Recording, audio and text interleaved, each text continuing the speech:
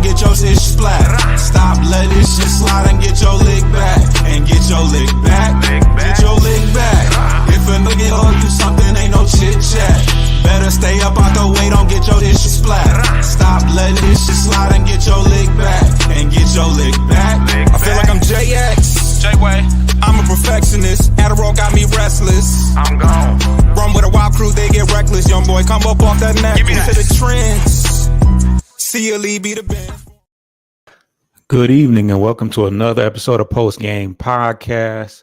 We are here with the Postgame Show on Postgame Podcast as the Pistons collect their first victory of the year over the shorthanded Philadelphia 76ers, but nonetheless, we get the victory today by a score of 105-95. We pretty much had command of the lead post. Yeah, got one. June in the building. We got one. We pretty much had command of the lead for the entire second half, but I think we beat the Sixers in every quarter outside of the first. And it was a good homecoming for Tobias Harris. The horrible Philly crowd booed him the entire game. And part of the game, Tobias Harris did struggle. He was very strong down the stretch, ended up shooting pretty well. He didn't hit any threes, but he did shoot 44% from the field. He had 18 points and he had 14 rebounds tonight. Tobias Harris, you wouldn't necessarily, he's kind of an undersized tweener between the 3 and the 4, but he's a pretty strong rebounder, and he showed it tonight. He had 14 rebounds. Jalen Duren was in quite a bit of foul trouble the entire game, but Tobias Harris filled in quite well on the rebounding side of things. Durant ended up with 0 points. It's been a struggle for him much of the year to stay out of foul trouble. It's one of the main things that he's going to need to work on as he tries to ascend to that next level. But yeah. Duren still had six rebounds in the 10 minutes, but he didn't have a single point. He had 0 points. The leading scorer of the game was Jaden Ivey. He really took over in the second half. He took over while Cade, while they were kind of staggering the two of them, and they just couldn't stop him. The Philadelphia 76ers were without Paul George and Joel Embiid. And nobody could guard Jaden Ivey. Kyle Lowry is in the twilight of his career. So he definitely was not going to be able to be much of a stopper for Jaden Ivey. Tyrese Maxey, did have a very good game. He played 40 minutes. He's the lone star playing right now, but pretty solid effort between Cade, who had 22 with 7 assists. But they just look like a cohesive unit tonight. We got some good shooting from Malik Beasley. We got I think Hardaway had 3 threes in the fourth quarter alone, but he went 5 for 7 in the night. And like I said, when a team takes care of the ball and we're in our threes and we're knocking down our threes, we are hard to stop. Like June said, Duren only played 11 minutes. Isaiah Stewart stepped in pretty good for him. He had 7 and 11, and he was really he was really enjoying himself out there. He was actually interviewed at halftime. And he said it was a grown man's game out there. And Stewart loves to throw his weight around. He loves to, it's funny how he loves that little shove in the back, or that little chuck in the chest. And I'm sure it's so irritating, but he's so strong. And, what are you going to do about it when a guy that strong pushes you? Nothing. Just hope that they call the foul pretty much. But yeah, he had 7 and 11. He had 1 steal. He had 3 blocks. He had 2 blocks on, was it Lowry? He had 2 blocks on consecutive shots tonight. So he definitely played some good defense.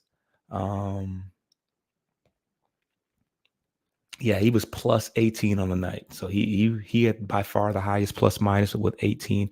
Cade Cunningham was the next closest at 12. But yeah, Malik Beasley was definitely a volume 3-point shooter tonight. He shot 10 of them and made 3, which, he's going to have his nights where he's on. He's going to have his nights when he's off, but he's going to let it fly. He already let y'all know on Twitter that shooters shoot. And that's certainly what he did. He shot. But yeah, outside of that, Ron Holland played decent in spot minutes. Despite the fact that Durham was in so much foul trouble, we didn't see any Paul Reed tonight. He is definitely on the outside looking in. But I just like the way we got out in transition. Jaden Ivey definitely had a few dunks out in transition. And he had a steal that he went coast to coast. I think he connected with Tobias Harris on a long pass. But it was very. The other thing that I talked about as far as keys is that third option. Tobias Harris, we need him to be more consistent. I'm sure he played with a chip on his shoulder tonight. We need him to play with that same chip every night. But yeah, he played well in the second half. It started rough for him, but he prevailed. Like I said, the Philly was very shorthanded. They didn't have too much going outside of Tyrese Maxey. Jared McCain was solid. Kelly Oubre gave him a little something, but outside of that, they didn't really have too much. It was pretty much the Maxey show.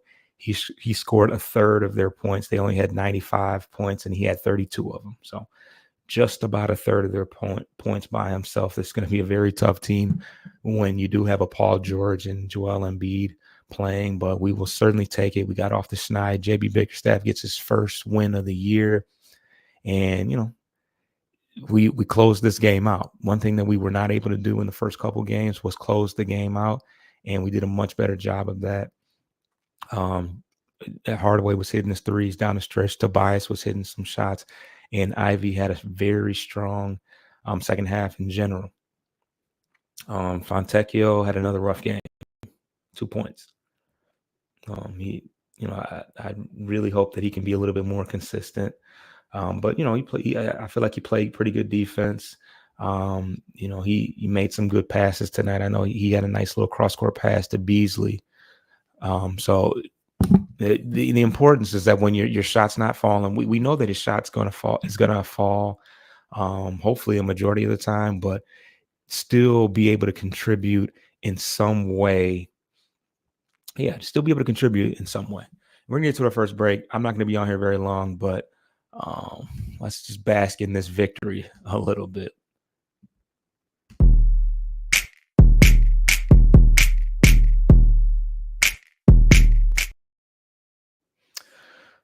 So yeah, the Pistons pick up their first win tonight on the year. I was certainly wondering how long it was going to take for us to get off the schneid. I'm glad it's not too long. I'm glad we got a win before I attended a game. I will be at the Knicks game on Friday. So yeah, we won't be winless by that point. There are other ways to contribute when your shot is up. Absolutely. And I really, he just doesn't, he looks like Fontecchio is, he's 6'6", and he just seems like a guy that is not going to be a liability out there. And when you're a volume shooter, I mean, if you're making 4 of 10, you're shooting at an elite level. So, 3-point shots are not going to fall every night. Some days you're going to have it, some days you aren't. So if you can go out there and contribute in other ways and make it justifiable for you to get out on the court, that I'm not mad at that. So I certainly appreciate that about Fontecchio. But let's look at what we have on tap for the rest of the week. I want to say, we have the Knicks and the Brooklyn Nets coming up in the next few games. Yeah, Knicks, Brooklyn Nets, and then we have the Lakers on that Monday. We have the Nets on Sunday, and then the Lakers on Monday. And these are all, the Brooklyn game is in Brooklyn, and then we got the Lakers back at home on Monday, and then we got the Hornets and Hawks, and then Rockets. So we got a couple games coming up that are winnable, especially if we play Yeah, we got a couple winnable games coming up. Lakers are going to be tough, but if we continue to play hard, we could have easily had that Pacers game. The Cavaliers game was kind of iffy, but the Celtics game we were in there, and that is the that the Celtics are the defending champs. Um, so yeah, if you can hang in there with the Celtics, and I want to say that was in Boston, if I'm not mistaken, but if we can hang in there with the Celtics, we can hang in there with anybody.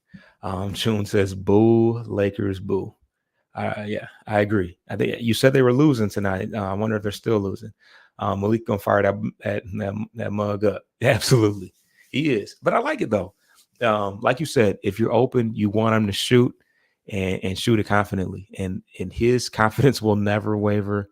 And historically speaking, he's going to come out on the correct end of that high volume the majority of the time. And we need him to continue. They lost. That's what's up. And we need for there to continue to be spacing out there for Cade to maneuver, for Ivy to maneuver.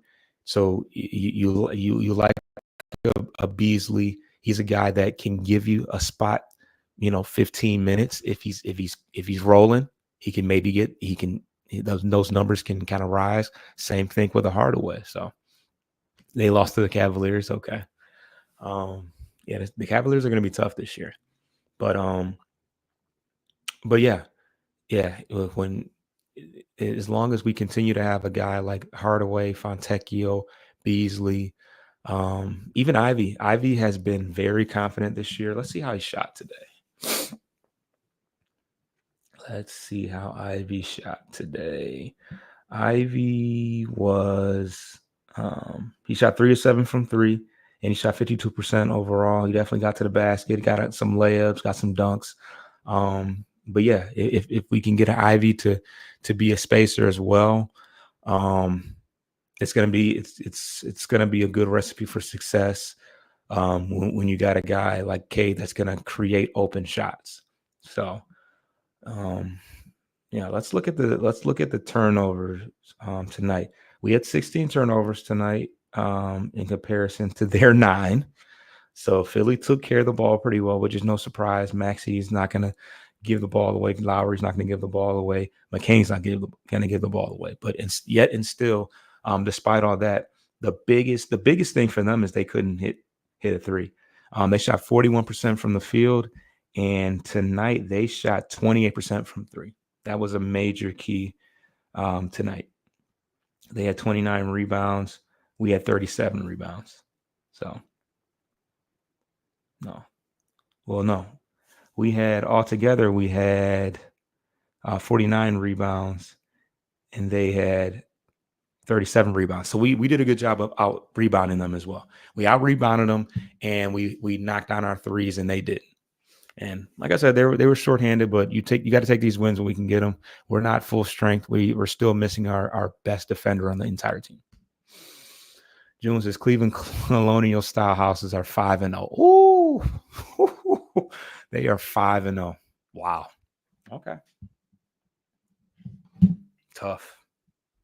And they knocked off a Lakers team that has been pretty good tonight. So,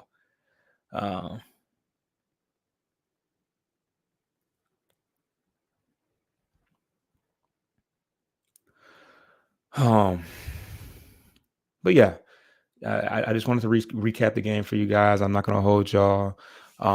We got a full set of shows tomorrow on Bleachers to Speakers. We are hosting. Me and June are hosting tomorrow. June will be back in town. June is on his way back. He might have landed. No, I don't think he's landed. But yeah, we are hosting the NFC North show tomorrow. We are 6-1. You know how it is when we win going into NFC North Wednesday or Thursday. It's lit. So I need all my Lions fans. I need all my Pistons fans. I need my Tigers fans. I need everybody in the building. We'll be streaming live on YouTube. And then we'll have a player profile for you guys coming out at some point tomorrow as well.